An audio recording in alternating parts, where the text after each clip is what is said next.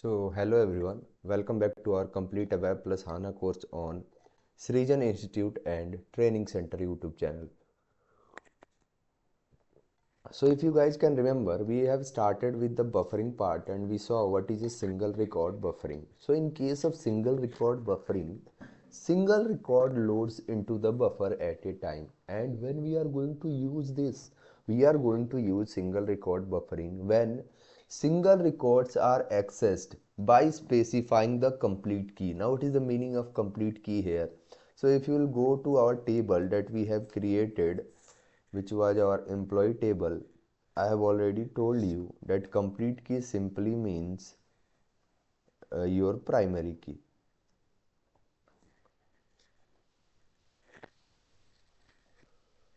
This one is your primary key, which is employee ID. Now we are going to see how we can check buffers, where we are going to check our buffers. So to check your buffer, you are going to AL12 transaction code. You can clearly see we have a dedicated transaction code here, which is AL12 transaction code, and using this AL12 transaction code we can check the buffers. So currently in my table, if I will go to the technical setting, what I can see here is that buffer is not enabled because I have not enabled the buffer till now. You can see here buffering not allowed. So if I will go to AL12 transaction code, and here I will click on monitor, buffers, table buffer, and here you can clearly see single object display. Now simply enter the name of your table, which is my employee underscore tab. Now I will click on OK button. So see here, you can clearly see this message that table is not buffered. And why we are seeing this message? Because we have not allowed the buffering.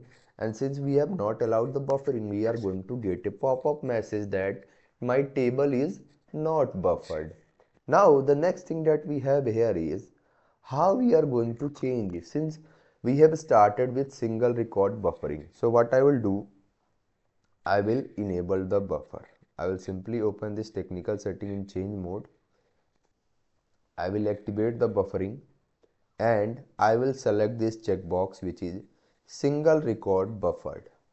Now I will click on activate button. Just wait for a second, and here we can see here the activation of technical setting for my table is successful. Now if I will go to again AL12 transaction code, I will simply refresh it, reload it, click on monitor, buffers, table buffer, single object display. Now enter your table name, which is this one, and click on OK button. And you can see this time we are able to see a specific screen for my buffer, which is object list. And you can see here there is no data, there is no record in our buffer because we have allowed this buffering, but we have not yet fetched any data. So buffer is empty and there is no data on my application layer. So now when we are going to write a query, accordingly you will be able to fetch the record, you will be able to see the records in your buffer. So how we are going to see the records? So for that I will develop a program.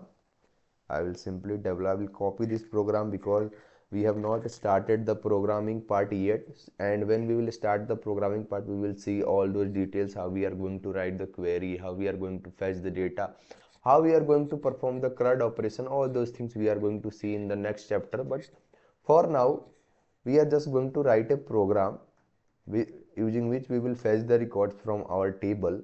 And since my data is stored in my database, once we are going to fetch the records and we have selected this single record buffering, at a time one record will be stored in my table. At a time what we are going to see, only one record will be stored in my buffer. So let's give the name of this program as buffering. Now I will click on create button. Give a title, single record buffering. I am going to give a title as single record buffering, and I will select the type as executable program. I will click on save button. I will assign the package and I will assign the transport request. This one is my transport request. I will press enter.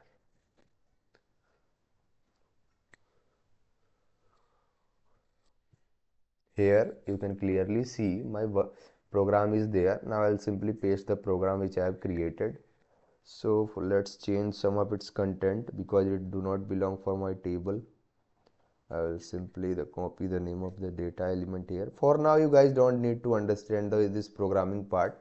We are simply using it because we have to fetch the data from my table.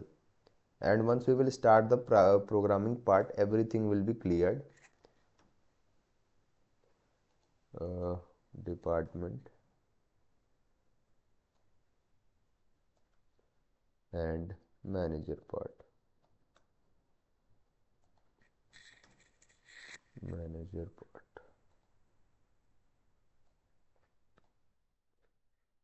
And in the select query, we are going to fetch the record from my employee table. I'll simply change the name of my table.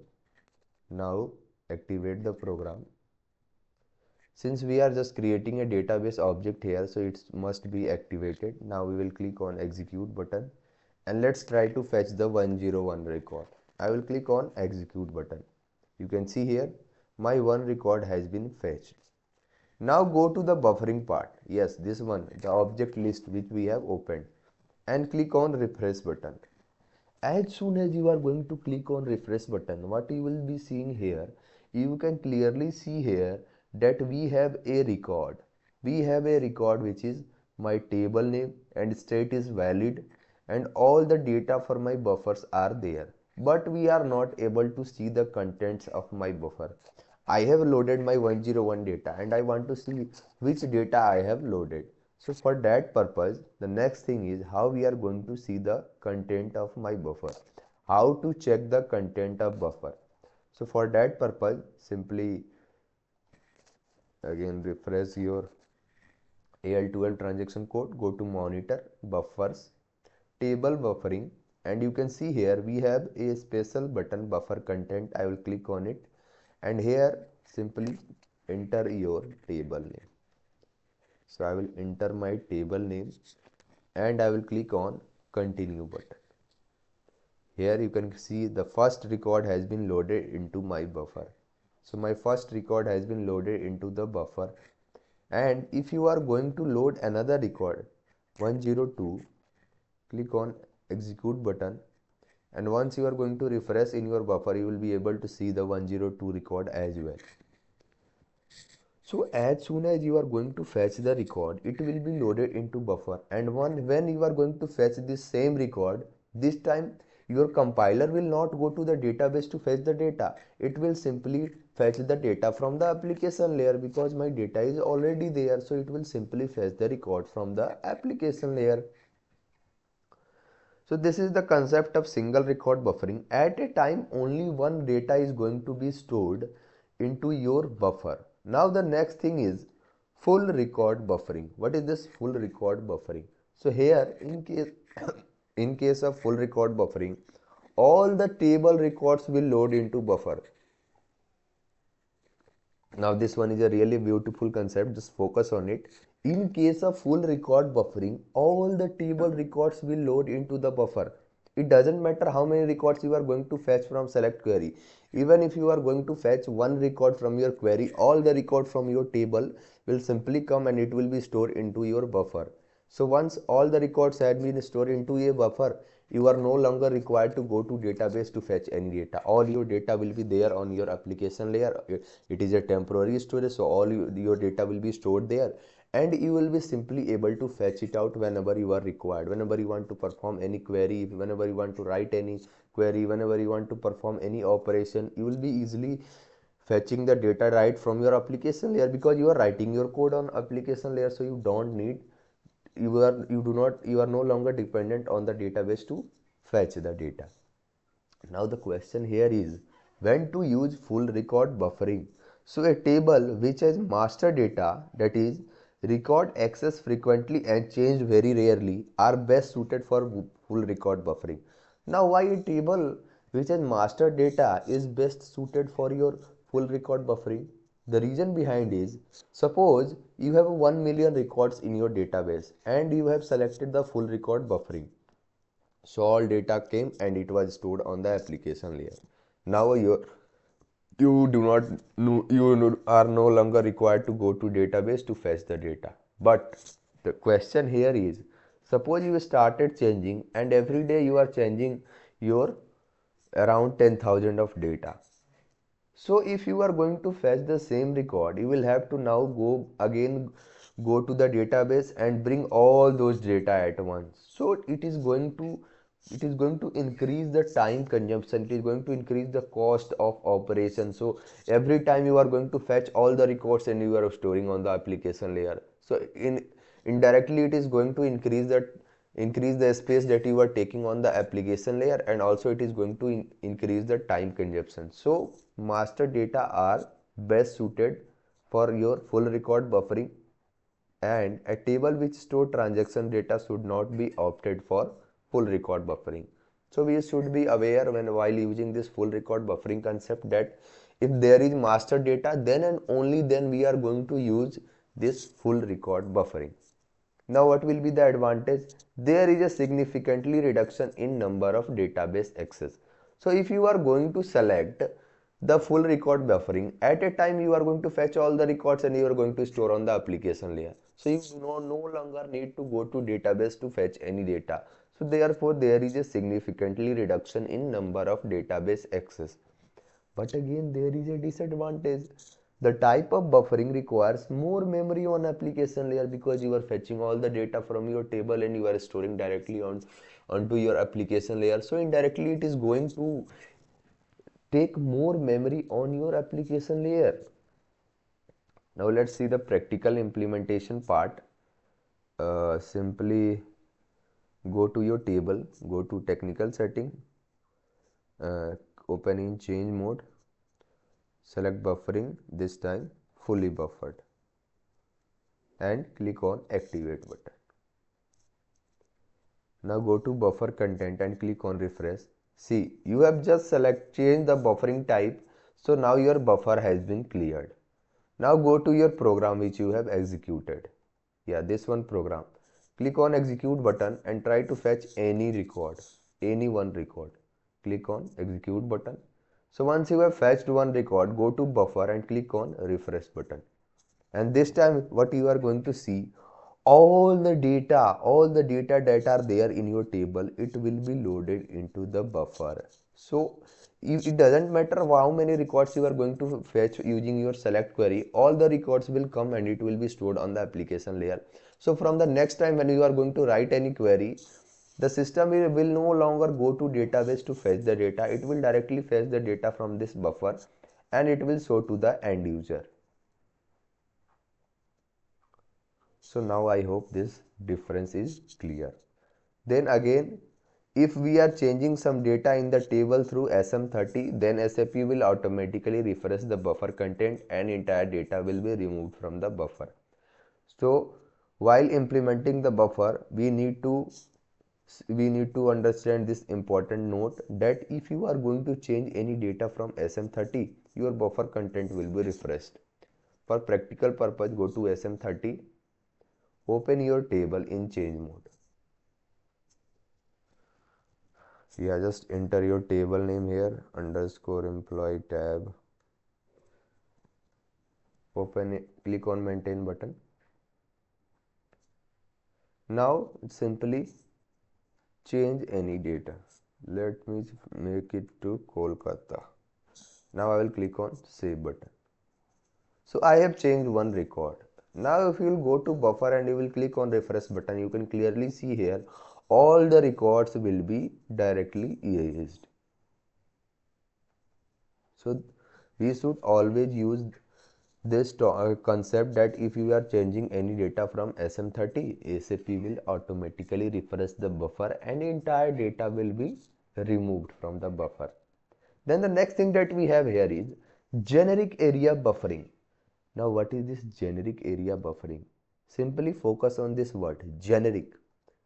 So for generic, in case of generic area buffering, the record matches the generic key are loaded in the buffer. So whatever the record that you are going to match with the generic key, only those records will be loaded into your buffer. Now what is this generic area? So generic area simply means language dependent table.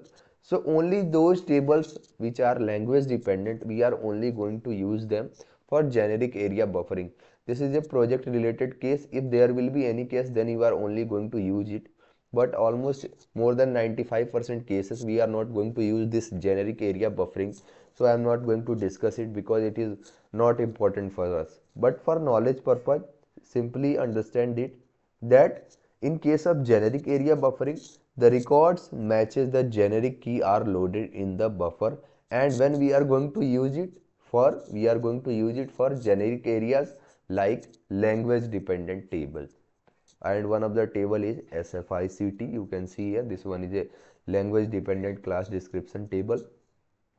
Also, some of the important guidelines we should follow for table buffering. Whenever we want to stop the buffering of a table, choose the radio button buffering allowed but switched off rather than buffering not allowed. Why we are going to select it? This one is why we are going to select this buffering allowed but switched off, because buffering will be allowed but currently it is switched off, and whenever there will be a requirement we can simply on it, but it totally depends on you whether you want or not. For me, I do not want it, but for best programming practices you should always select this buffering allowed but switched off, because if there will be requirement you can simply come and activate it, and it is one of the best programming practice. Also, there is a transaction code /$ tab which is used to reset the buffer of specific table, and as reset the buffer of all the table, we are not going to use this. So we are not going to use this transaction code. We will always use this AL12 transaction code if you want to reset the buffer. And the two important transaction code for table buffering is AL12, which we are going to use it. Never ever try to do anything wrong with this transaction code, because they are very crucial and they can damage the data of your table. So simply use carefully if you are going to use it. If you want to learn the buffering concept, use the AL12 transaction code and never use this $tab transaction code. So thank you very much for watching this video, and we have discussed the implementation part of our buffering. We saw what is single record buffering, then generic area buffering, then also full record buffering, and from the next part we will continue our series. Thank you very much.